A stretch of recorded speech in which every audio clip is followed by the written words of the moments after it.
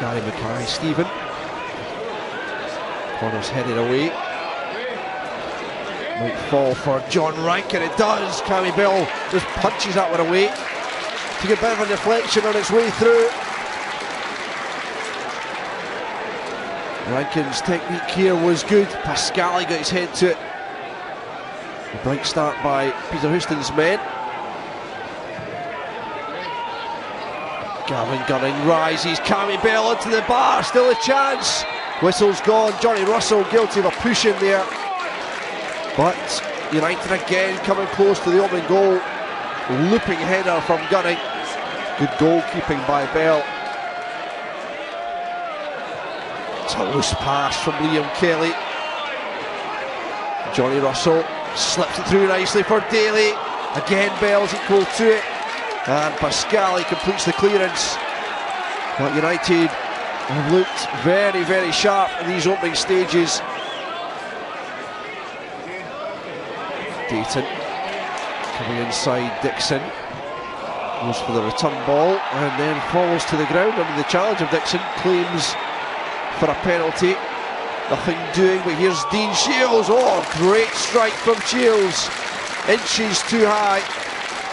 Well, there is a barge in the back there from Dixon. That might well have been a penalty.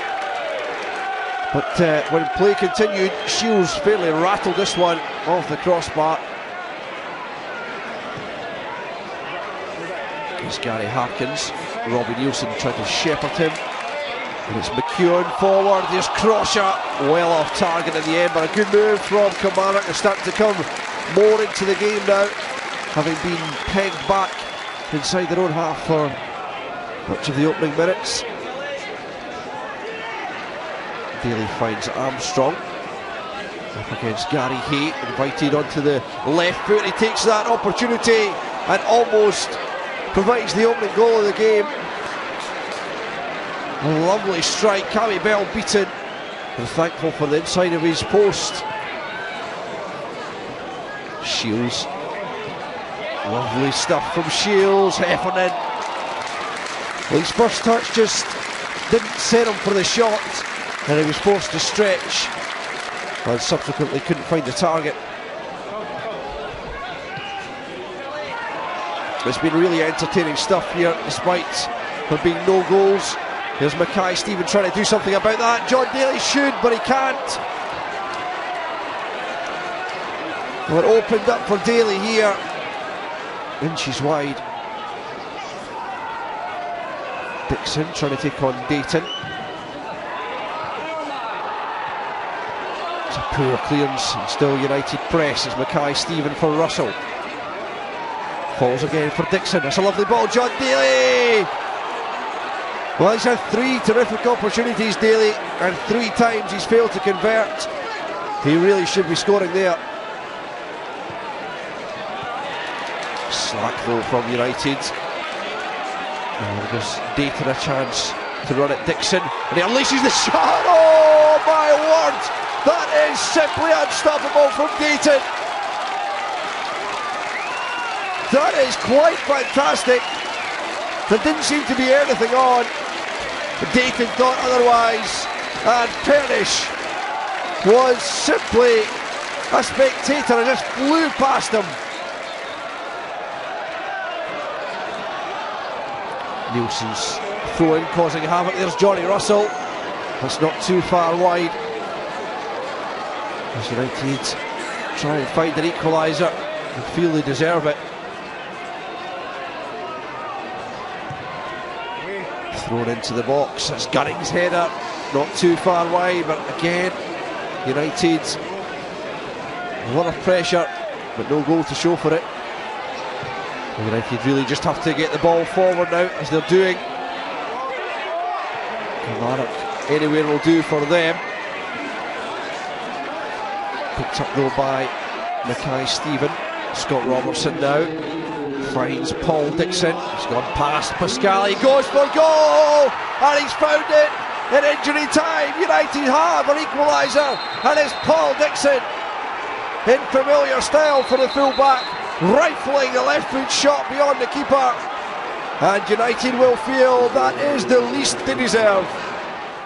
A late sickener for you in a sense, Ken. Did you feel you had done enough to win the game in the end? I don't think that would be fair on Dundee United. They were very good. We can establish the reasons, but the players were really tired. Not having a game last week, that game that was postponed didn't help.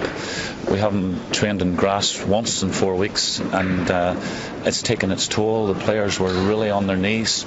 There was 5 or 6 needed to come off, and we took the 3 high players off that were high up the pitch because we were trying to protect the lead.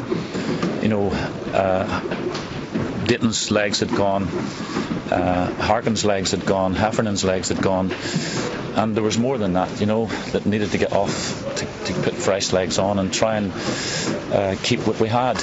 We don't like going like that. We brought young Kennedy on, and he could have picked up the fullback, Matthew, but he'd got inside to pick up the most threatening one, and it was shifted across to Dixon, and the players were on their knees at the end. It was an entertaining game though, and 2 fantastic goals, principally that of James Dayton. What a fantastic strike from a great young player. Fantastic goal, and the game brought about. We had a blatant penalty in the first half. We could moan about that, but that's only clutching at straws. They didn't see it, the 3 of them, but they hit the inside of the post. We hit the bar. They were hurting us with their flair players, and they've got good players in both Mackay Stephen and the other lad Russell. They caused us problems, and we nullified that. We spoke about it at half time, so we took that away from them, I felt, in the second half. And then we started, once we got the goal, we kept the ball, and it was very difficult conditions to play on today, so our boys has gone off AstroTurf onto a heavy pitch.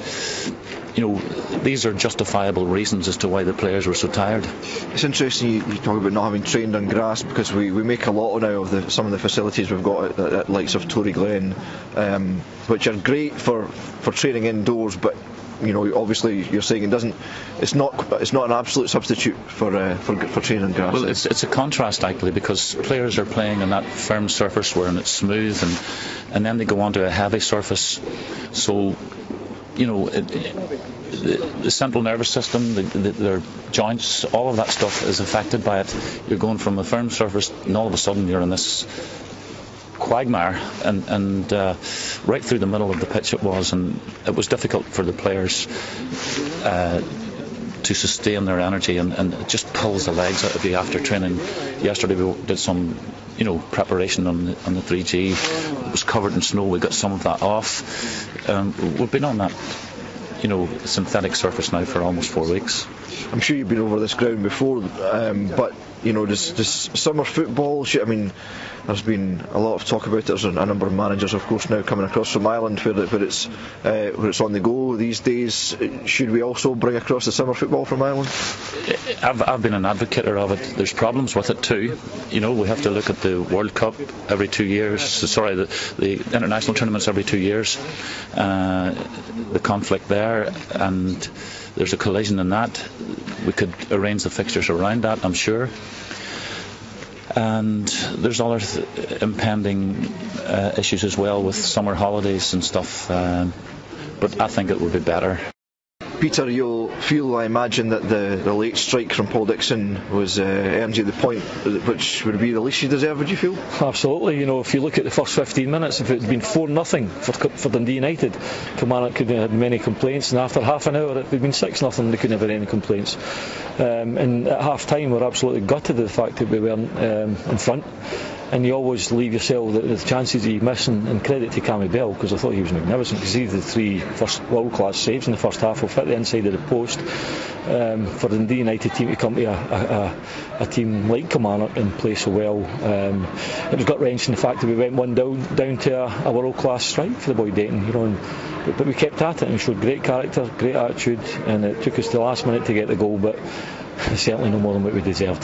The goal from Paul Dixon, it might not quite have been the same standard James Dayton's, but it wasn't too far away. 2 fantastic goals in the game. Brilliant. We had 10 players in front of the ball there, and we had to try and work it. They just got men behind the ball. They were holding on for their lives as such, and it was nicely slipped through, and Vickers has got that in him. He scored at Dunfermline recently, a similar type goal, and it was a great strike. It's the only time that Cammy Bell's beat today, but as I say, it feels actually like a defeat in many ways because we were so good and are so dominant. Are you pleased though at the resolve your players have shown over the last couple of games, to come back and on 2 occasions now to earn 4 points over the 2? Yeah, absolutely. I've had no complaints with the players, and since the double defeat between Aberdeen and Motherwell, only the Old Firm have beat us, and that's credit to the players, but their attitude's first class. We're actually getting better, look at the second half at Inverness, and then I'd say the whole game today were really good, so I think we're just starting to show a bit of confidence in ourselves, and if we play like that every week, we'll win most games.